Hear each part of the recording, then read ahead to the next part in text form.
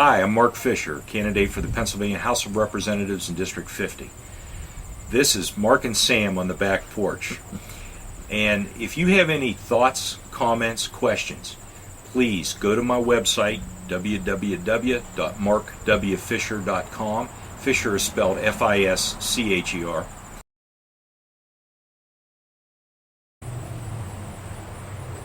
Mark, we've talked about everything. We've talked about your background, we've established the fact that you are from here, and we've talked about the race against Pam Snyder and how that's going to play out a little bit.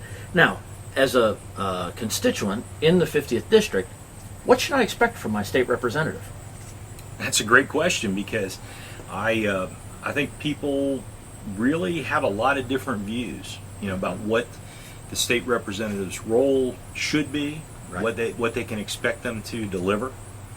It's very it's confusing depending on the perspective of the person that's looking at the issue. Right. Best thing I can do is tell people what I think it should be and how I feel about it.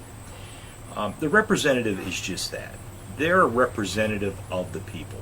And the Pennsylvania legislature follows very closely to what the federal legislature is set up as. And the House is supposed to be the volatile group. Right. They're known as being the hotheads. That's why you have elections every 2 years to fill the seats. They most reflect the public views. Right. And there's a great deal of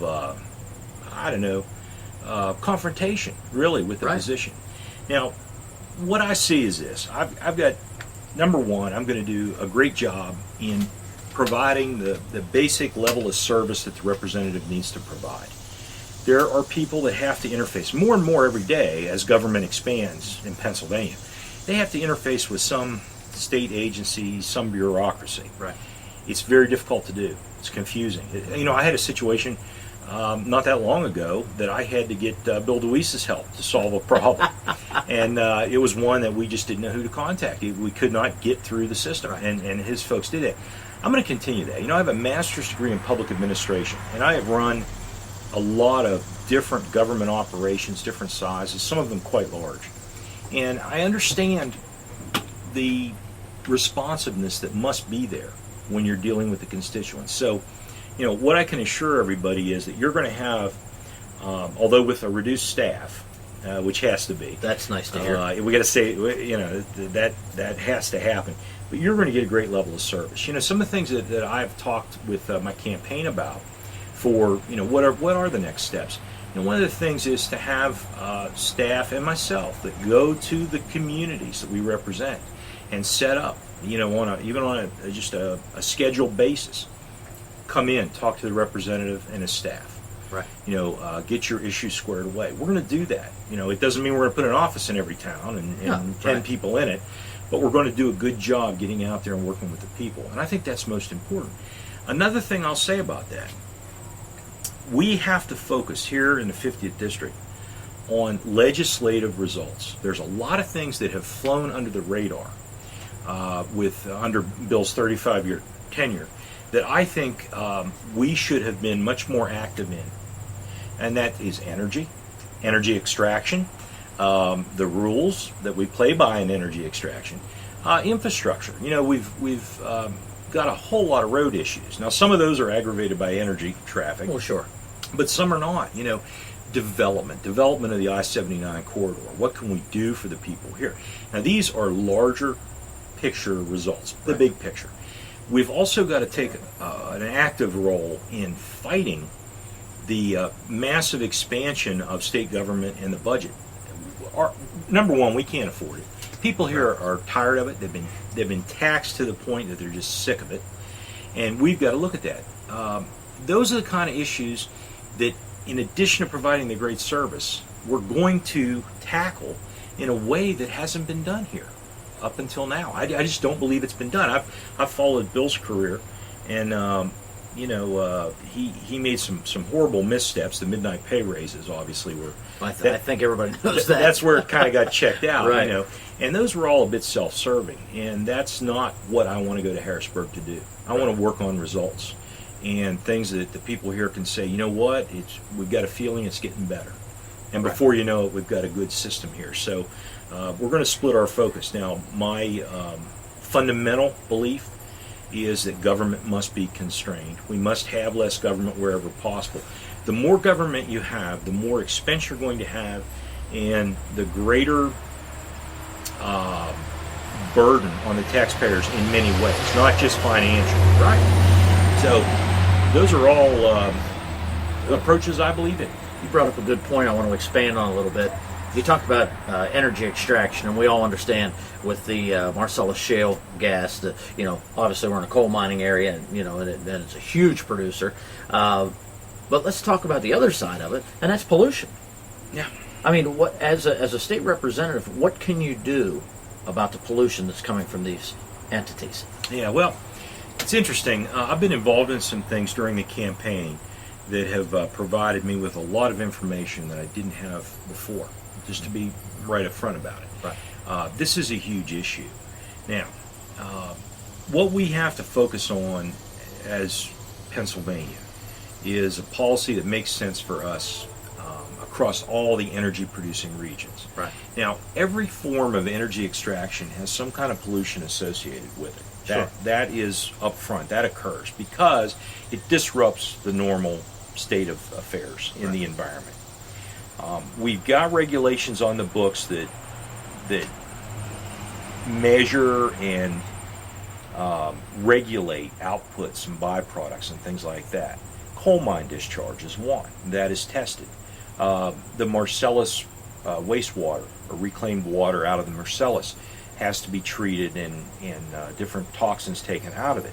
And we had a horrible scandal here in the 50th district, Right. With the illegal disposal, Right. of these materials, which did a lot of damage. I think that what we have to do is look at the processes that are used to enforce this and think about options. We've got the state DEP. Right now they're answering to the EPA. And the EPA has done some things that are just head shakers. And I'll give you a specific example. I'm part of a working group in Bobtown that works with the MEPCO community group. And this is a community awareness group and advisory panel, that listens to issues and gives advice. And I got involved in that with the help of Archie Trader, one of our county commissioners who's been attending those meetings. I went down there, and we had a really great presentation on the regulations, the environmental rules, what have you.